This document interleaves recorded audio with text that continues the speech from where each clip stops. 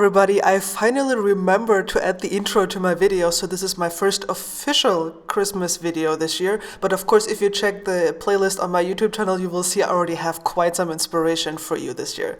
So what am I doing today? Today I'm using this oldie but goodie by W+9. It's called Silver Bells, a beautiful stamp set.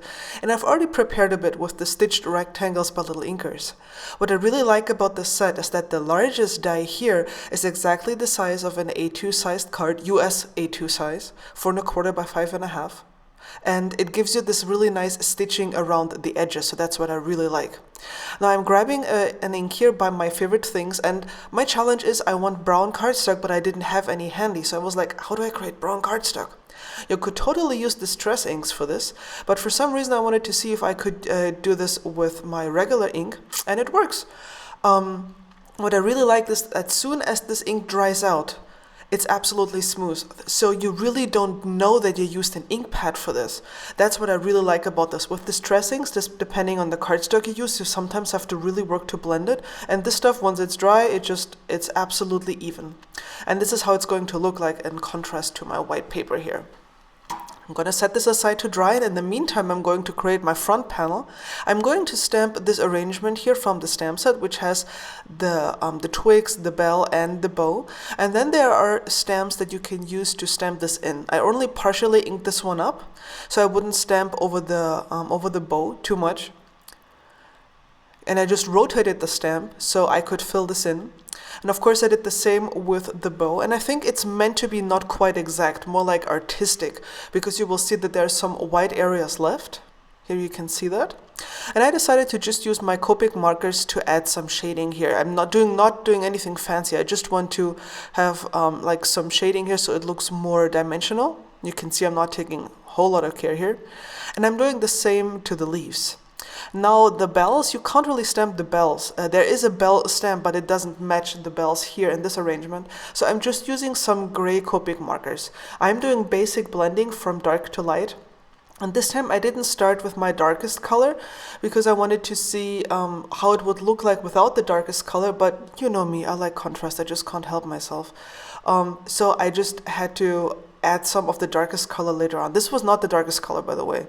So I'm just filling this in here using Copic-friendly cardstock, blending this out towards the lightest color, and then thinking, and then, nah, need darker color. And I decided to stay with the artistic approach and like it's okay for me, for example, up under the bow that the shadow was a bit sharper than usual. Oh, I wanted to decorate the card base here. And so I used this ink here for the background, and then I'm using the next darker ink to stamp patterns. I'm just using those tiny bells from the same stamp set, just stamping them randomly here and there to create a pattern. And it's really nice that you get these like blending groups when you buy those My Favorite Things ink cubes. These were all browns, and I think the very darkest color was a black, so this is a super dark brown here because they complement each other so nicely.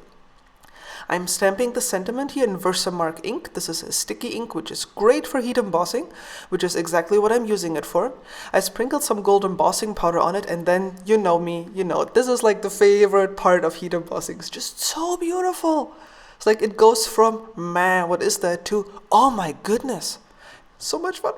So lots of foam here on this card, mounted all my panels, and then at the very last I'm mounting my little arrangement here on top, and the sentiment really shimmers nicely when it reflects the light.